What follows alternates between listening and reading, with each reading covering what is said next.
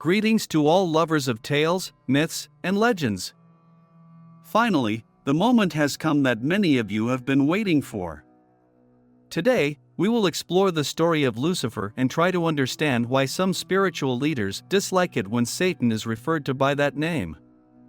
I must clarify that the information I have gathered comes from open sources, and if you consider yourself more knowledgeable, feel free to correct me in the comments. By the way, you can find other videos on mythology in the playlist on our channel. Satan, the evil one, Beelzebub, Lucifer, the father of lies. Our protagonist has been bestowed with various epithets throughout our tale. He has also assumed multiple forms, but we'll discuss them later. First, let's delve into his history, which began not in the depths of hell or on sinful earth, but in the heavenly gardens of Eden. I haven't looked into whether the earth existed back then, so it might be a dreadful anachronism, deserving all sorts of criticism. Perhaps it was still in the process of creation, volcanoes, lack of landmass, and so on. I believe that it is impossible to be born evil. The character we are discussing today, whom we shall call Lucifer, was not initially the embodiment of evil. He was the epitome of perfection, the embodiment of wisdom, the crown of beauty, and he resided in the throne of God, serving him. His heart and thoughts were pure. Lucifer was created immaculate, but at some point, he faltered. Pride awakened within him, and he desired to take God's place. So, does this mean that God himself gave birth to evil? Some believe otherwise. After all, angels, like humans, were endowed with free will, which means that Satan arrived at this point on his own. The persistent thought of usurping the Most High never left the angel, and he began to act upon it. Thus, falsehood, the primary weapon of Lucifer, came into being. Initially, he swayed humans to join his side, enticing them, in the form of a serpent, to follow him. Then, through his eloquence, he persuaded some angels to stand with him.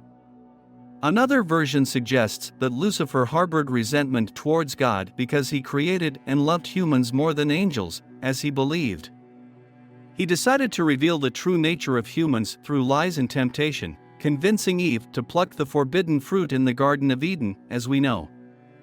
Either way, the angel went against God. And Lucifer, the bearer of light, turned into Satan, the slanderer, adversary, and accuser. War broke out in heaven. On one side, Michael and his angels fought, while on the other side, the dragon battled with his angels. However, the dragon proved insufficiently powerful, and he, along with his angels, lost their place in heaven. This great dragon, ancient serpent, called the devil and Satan, the deceiver of the whole world, was cast down to the earth along with his angels. From these words, we can infer that he and his allies suffered greatly, so much so that they were cast down from heaven. As punishment, humans were expelled from Eden and were now forced to toil in order to sustain themselves. Even ordinary snakes were affected, condemned to crawl on their bellies and feed on the dust of the earth.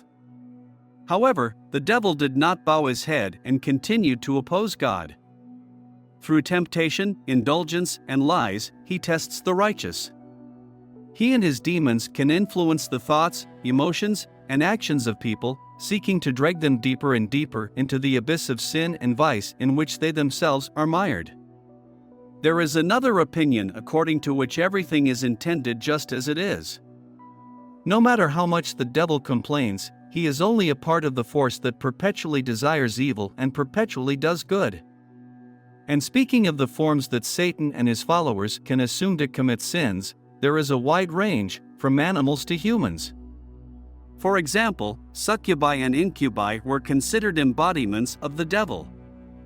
Apart from the seductive appearance, there are also quite unpleasant and terrifying descriptions of the true form, so to speak. There is a considerable variation here as well, mainly characterized by gigantic size, animal features, horns, hooves, bat wings, repulsive and provocative behavior. That is roughly the most popular story about Satan. Do you know any other version, the one you consider to be the only correct one? comments are a space for heated discussions. And let's not forget that this video is specifically about Lucifer, one of the devil's names. There lies a very deep meaning in that. You know that interpreting the Bible can be done in different ways. It is no coincidence that there are so many Christian denominations on earth. They all believe in one unified God. However, some believe slightly differently than others, and conflicts often arise as a result. So, Lucifer, as you know, translates to lightbringer or morning star. It seems good, and even the story of a fallen angel is played upon. However, the problem is that Satan was only called Lucifer in the Middle Ages. In early Christianity, he was not associated with the devil at all.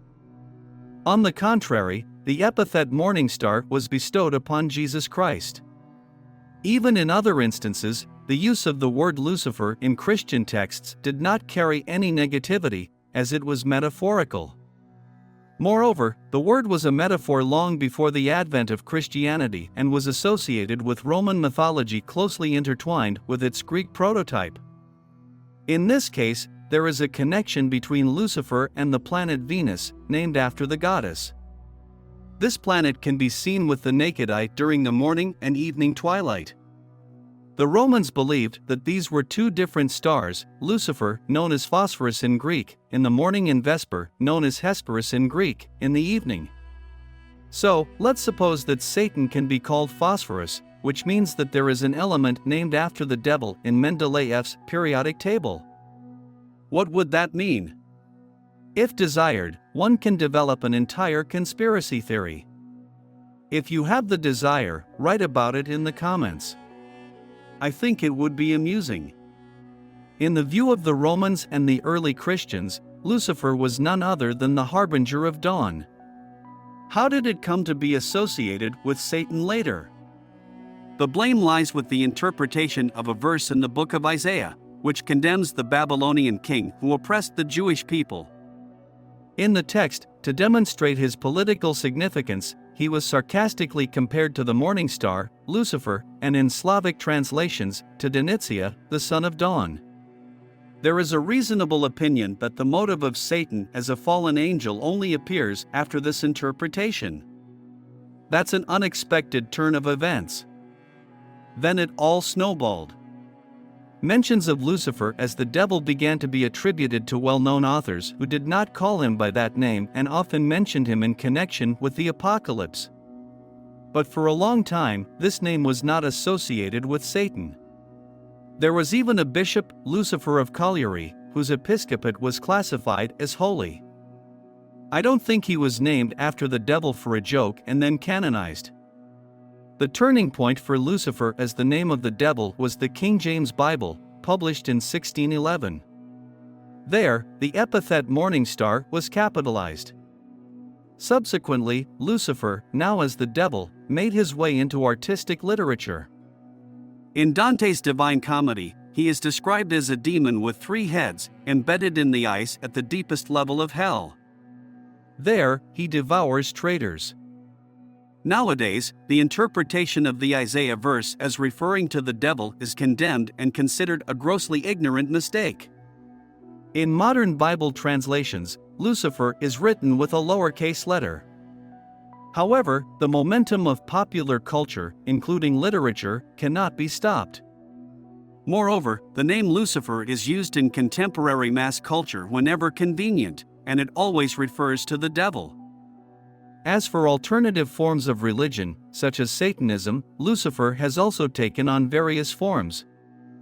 In the Malleus Maleficarum, the book of witchcraft, the goddess Diana, who is the creator of all things, successfully seduces Lucifer in the form of a cat. In the Satanic Bible, Lucifer brings enlightenment and is even compared to Prometheus. Anton LaVey, the founder of the Church of Satan, said that Lucifer resides in each of us and that there is a satanic element in everyone. It needs to be identified and developed without hesitation. On the contrary, it should evoke a sense of pride. The Christian Church's stance on such statements is clear, as invoking Satan is considered madness and sin, and renouncing the devil is part of the baptism ceremony in both Orthodox and Catholic traditions. In Islam, the counterpart to Satan is Iblis, who was one of the wisest jinn, residing among the angels and close to God. However, he became proud and was cast out of heaven. After his fall, he became an enemy of humanity, leading them astray from the true path. In Judaism, the possibility of fallen angels is denied, and the devil is not equal to God but subservient to him. He does not have free will. God allows him to commit evil so that humans have a choice between good and evil. Well, that's enough about religion for today. Let's move on to culture, art, and modern times. Here, our Lucifer has inherited a great deal. I mentioned Dante's Divine Comedy, but to describe the frozen Lucifer in a more vivid way, in addition to his gigantic size, he had 6 wings, 3 faces, and sharp teeth that torment traitors like Judas Iscariot, Brutus, and Cassius. Admit it, this image is quite frightening, almost animalistic. In John Milton's poem Paradise Lost, the figure of Lucifer becomes more majestic and sinister. In subsequent literary works, Lucifer transforms for the better. From a malicious animal demon, he becomes a rather impressive but vain human. In Byron's poem Cain, Lucifer even becomes a positive hero. Here, Lucifer is a rebel who helps humans because his rebellion resembles that of humans. The main character of the poem, Cain, tries to escape the horror of earthly life and embarks on a journey through the abyss of space with Lucifer. However, his entire earthly life is an innocent Eden compared to what he is about to comprehend. The truth is knowledge of evil. People are faced with a choice, to believe and be saved or to know and perish. The main character of the poem lost the ability to believe and chose knowledge. The most vivid portrayal of Lucifer in literature is Bulgakov's Woland. Well, if not the most vivid, then certainly one of the most popular. The novel The Master and Margarita has a special mystique. Even during its adaptation into a film, some devilry took place. Although it was probably the inventions of journalists to attract attention to the adaptation. Here, Lucifer appears as a witness to the gospel events, recounting them from his perspective. If in literature Lucifer is depicted as a terrifying demon or as a philosopher and rebellious liberator, then horror movies in Hollywood have largely turned him into a cliché. Sometimes someone finds a tablet with his name, and all hell breaks loose. Sometimes young people are abducted by Satanists and are about to be sacrificed in a bloody ritual. And finally, Lucifer, desiring innocent souls, curses the one who found his relic. But he appears not only in horror movies but also in other interesting projects. For example, in Neil Gaiman's comics Lucifer, which inspired the TV series of the same name, the plot goes something like this. Once upon a time, there was the king of demons, Lucifer, but life in hell was incredibly boring. Therefore, he decided to spice up his life and went to Los Angeles. And what do you think he did there? He became the owner of a luxurious nightclub where he could freely indulge in all the sins he desired. He enjoyed them until his acquaintance, a girl, was killed. I don't know if it was conscience or some other motive that moved him, but he decided to find out what happened and get involved in the investigation. During the unraveling of the crime, he meets an extraordinary woman who is immune to his charm. Thus, he becomes a police consultant. Over time, he starts enjoying his work. However, in hell without its ruler, everything goes awry, and the newly minted detective is reminded that it's time to return. Lucifer also appeared in the TV series Supernatural. Where did you first encounter Lucifer, and what do you remember about him? Write about it in the comments. And if you liked the story, subscribe to the channel to not miss new videos. That's it. Thank you for your attention, and see you in the new videos.